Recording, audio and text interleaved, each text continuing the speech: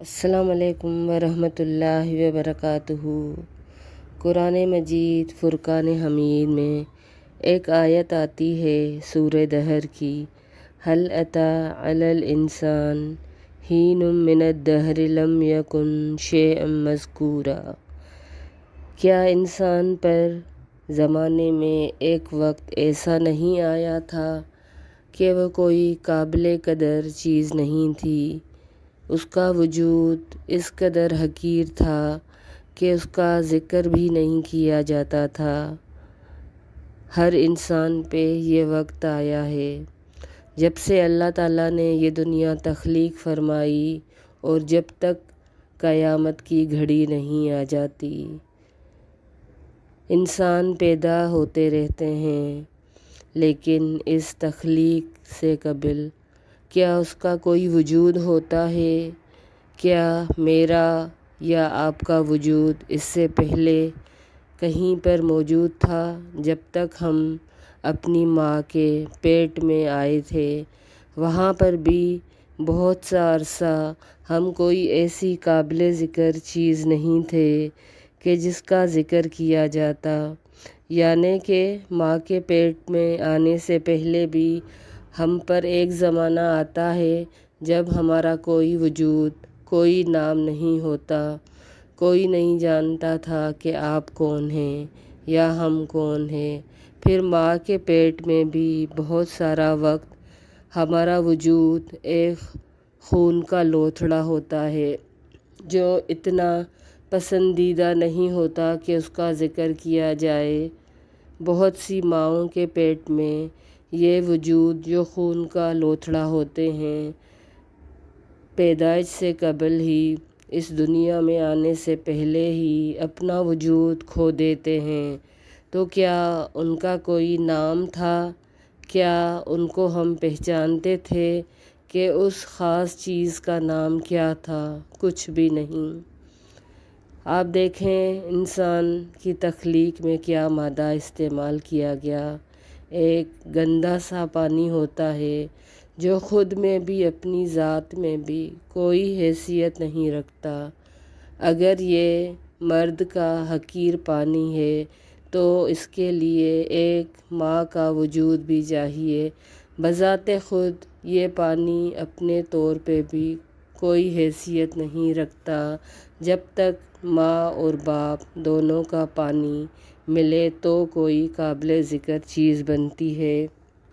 اسی لیے سورہ بنی اسرائیل میں ایک آیت آتی، وَلَا تَمْشِ فِي الْأَرْضِ مَرَحًا إِنَّكَ لَن تَخْرِقَ الْأَرْضَ وَلَن تَبْلُغَ الْجِبَالَ طُولًا، کہ تم زمین پہ اکڑ کے نہیں چلو، بے شک تم جتنا بھی زمین پہ پاؤں مار مار کے چلو تم پہاڑوں کی اونچائی کو تو نہیں پہنچ سکتے۔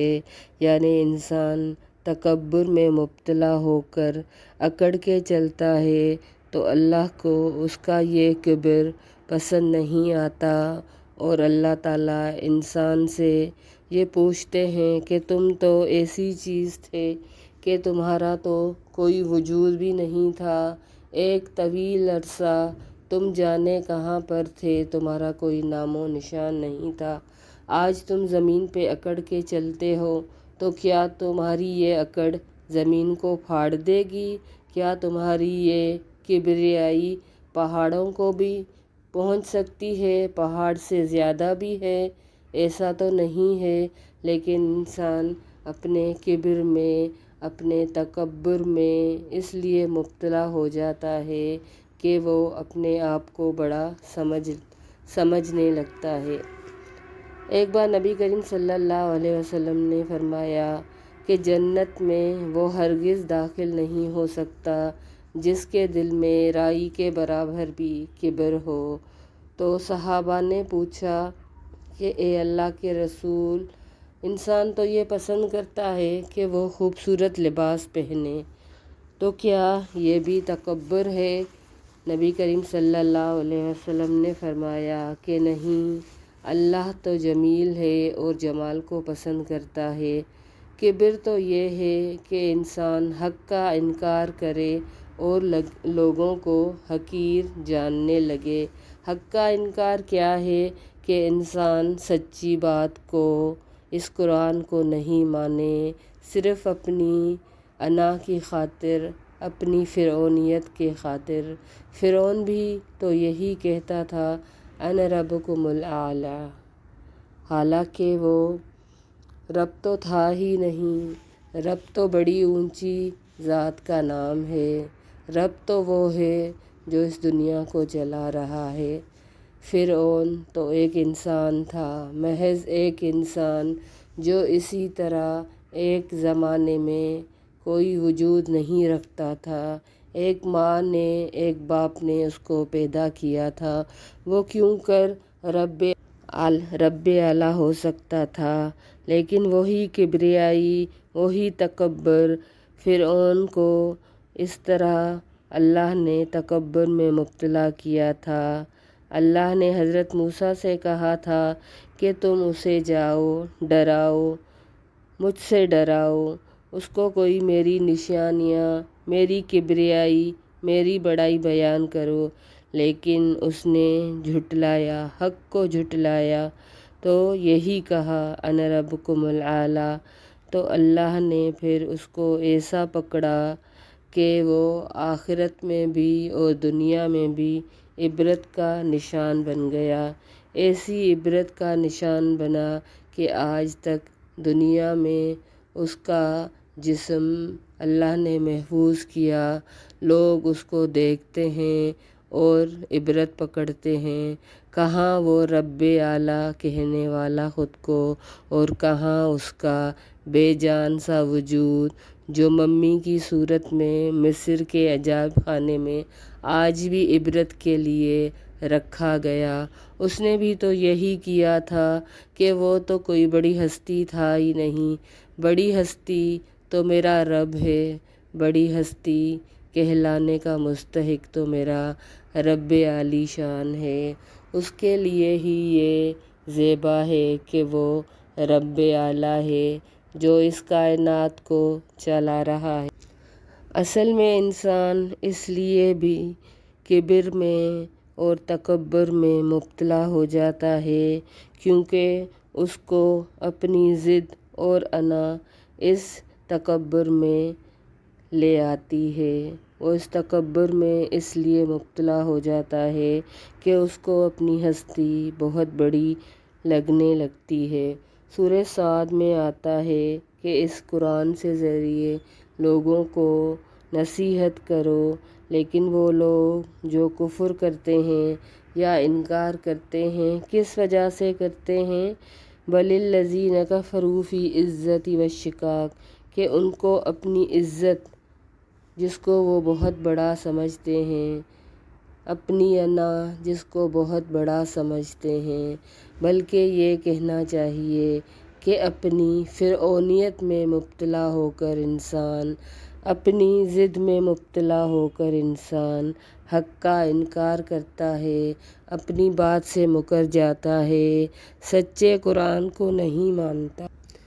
جب اللہ کے رسول علیہ الصلاۃ والسلام نے کفار کو توحید کی دعوت دی تھی تو وہ ایسے حیران ہو گئے کہ جیسے ایک اللہ کو ماننا ان کو تعجب میں ڈال رہا تھا۔ وہ حیران رہ گئے کہ کوئی ایک اللہ بھی ہو سکتا ہے۔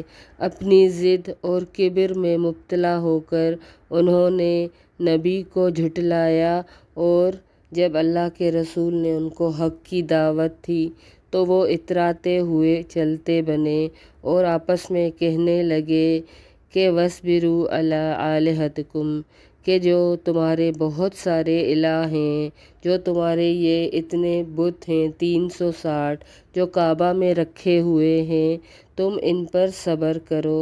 تو آج سوچنے کی بات ہے کہ وہ جب جھوٹے خداؤں پر صبر کرنے کے لیے تلقین کر رہے تھے تو ہمیں اپنے رب پر کتنا اعتماد ہونا چاہیے۔ جب وہ جھوٹے خداؤں کو، وہ بت جو ان کے کسی کام نہیں آ سکتے تھے، وہ اس پر صبر کر رہے تھے، ان کو پکڑے رہے اور نبی کی دعوت کو جھٹلا دیا، تو آج کیا ہمیں ضرورت نہیں ہے کہ ہم بھی توحید کو پکڑے رہیں اور توحید پر ہی اعتماد کریں، اپنی عزت اور شکاوت میں، اپنے کبر میں ایک اللہ کی ذات کو نہیں ٹھکرائیں۔ نمرود نے بھی یہی کیا تھا۔ جب حضرت ابراہیم نے اس کو حق کی دعوت دی تو اس نے کہا کہ تمہارا اللہ کیا کیا کر سکتا ہے؟ تو ابراہیم نے فرمایا علیہ الصلوۃ والسلام، میرا رب زندہ بھی کرتا ہے اور مارتا بھی ہے۔ نمرود نے کیا کیا؟ 2 لوگوں کو بلایا، ایک کو زندہ رہنے دیا اور ایک کو مار دیا۔ پھر کہا کہ بتاؤ اور تمہارا رب کیا کرتا ہے؟ تو ابراہیم نے کہا کہ میرا رب سورج کو مشرق سے طلوع کرتا ہے، اگر تم ایسے ہی رب ہو، کیونکہ نمرود نے بھی یہی دعویٰ کیا تھا کہ میں خدا ہوں۔ تو حضرت ابراہیم نے کہا اگر تم خدا ہو تو میرا خدا یا میرا اللہ تو سورج کو مشرق سے طلوع کرتا ہے، تم مغرب سے کر دو۔ تو وہ بھی تعجب میں پڑ گیا اور اپنے کفر میں ہکا بکا رہ گیا۔ یہ بات اس کے ذہن میں آئی نہیں تھی، وہ اس پر قادر نہیں تھا۔ لیکن آج ہم میں سے بھی بہت سارے لوگ اسی کبر میں، اسی بڑائی میں مبتلا ہو کر اپنی ذات کو، اپنی اس پہچان کو بھول جاتے ہیں کہ اللہ نے اس کو کس لیے پیدا کیا، اللہ نے کس چیز سے اس کو پیدا کیا۔ بہت ہی حقیر ہے اس کی ہستی، بہت ہی اعلیٰ ذات ہے میرا رب، اور ہم بہت حقیر ہیں، کوئی قابل قدر چیز ہے ہی نہیں، لیکن ہم اتراتے ہیں۔ اللہ نے تو ہمیں اس لیے دیکھنے والا، سننے والا بنایا کہ وہ ہمیں آزمانا چاہتا ہے کہ ہم میں سے کون ہے جو اپنی اس ذات کو پہچانتا ہے، ہم میں سے کون ہے جو یہ جانتا ہو کہ ہماری ہستی کچھ بھی نہیں ہے، جو کچھ ہے میرا رب کریم ہے۔ ہم تو وہ تھے کہ کبھی ہمیں کوئی جانتا نہیں تھا، کبھی ہماری کوئی پہچان ہی نہیں تھی۔ اگر اللہ چاہتا تو ماں کے پیٹ میں ہمیں ایک لوتھڑا ہی رہنے دیتا اور ہم اس دنیا میں نہیں آ پاتے، تب بھی ہمارا وجود کوئی بھی حیثیت نہیں رکھتا۔ اللہ سے دعا کرتے ہیں کہ اللہ ہمیں اس انانیت سے، اس فرعونیت سے، اس شقاوت سے اور اس بدبختی سے بچائے اور اپنی معرفت دے، اپنی پہچان دے۔ السلام علیکم ورحمۃ اللہ وبرکاتہ۔